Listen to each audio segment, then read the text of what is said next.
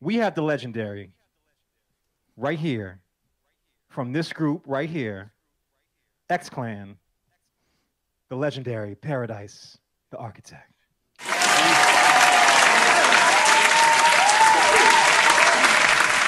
Please, please. How y'all doing today? Yeah. All right. Thanks, Paradise, for being with us. As most people, some people may know you from X Clan, but also I was watching a recent documentary, Hip Hop Evolution, about the Latin Quarter and how you were a pioneer and instrumental to that movement. Can you talk about that a little bit? Oh, absolutely. The Latin Quarter was what we call the incubator of the golden era of hip hop. And when I walked in the Latin Quarter with the Awesome Two on a Tuesday, Melly Mel and Busy B was on stage.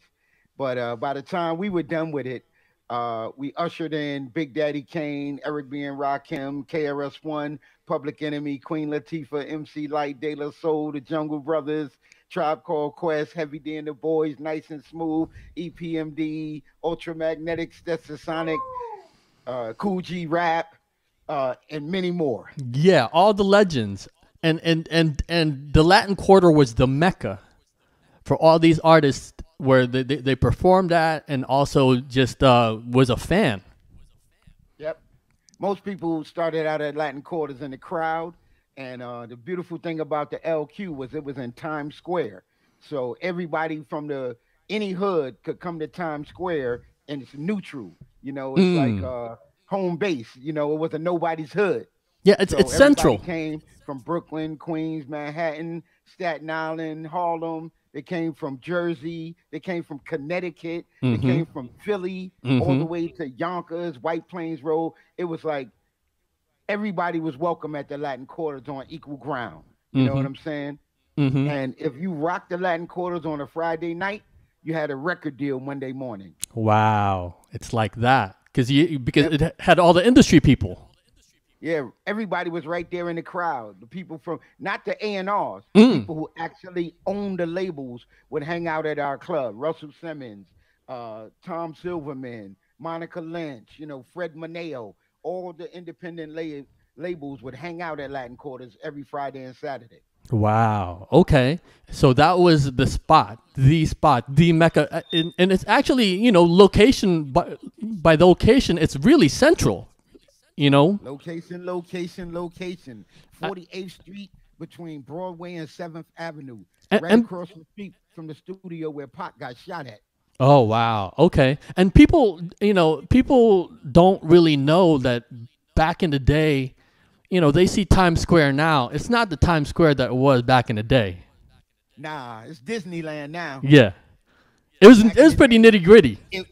it, it was triple X City back in the day. You know what I'm saying? Right. All the hustlers from everywhere in the world come to Times Square to hustle, whatever they was hustling. Right. The strip clubs were all there. It was kind of it's kind of grimy. Strip clubs, my butt, they were straight up sex clubs. Wow. Okay. Yeah, like especially on 8th Avenue, on 42nd at one point, if you walk down the street, you would see pimps and hoes just like you was back in the 70s. It looked like a black exploitation movie. Wow. Okay. Crazy. That's crazy. Fur coats and bikinis. Nice, nice. And also the other thing that you as you're a pioneer yourself. You came out of the South Bronx as well. Yes, my first the first time I saw hip hop, I was 7 years old, and I was watching Disco King Mario, who lived in my building, DJ in what used to be a washroom that he transformed into his little record hut. Mm-hmm. So like when So when people talk about the pioneers, a lot of people mention Flash, Bam, and Herc, but really not too much mention about Disco King Mario.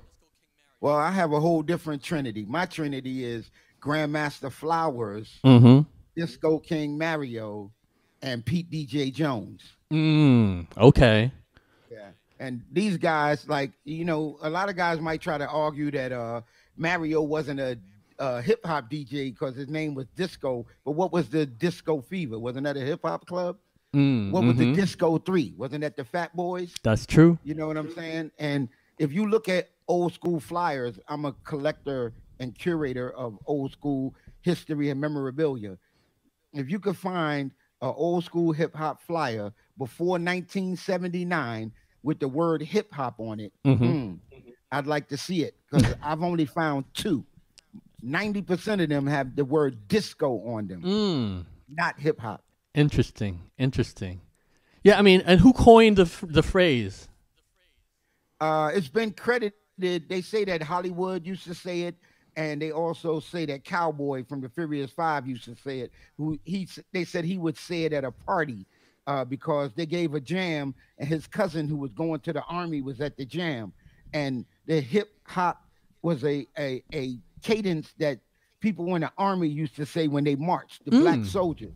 Wow. And if you want to hear an example of it, the first time I ever heard the words used together in a recording was The Last Poets.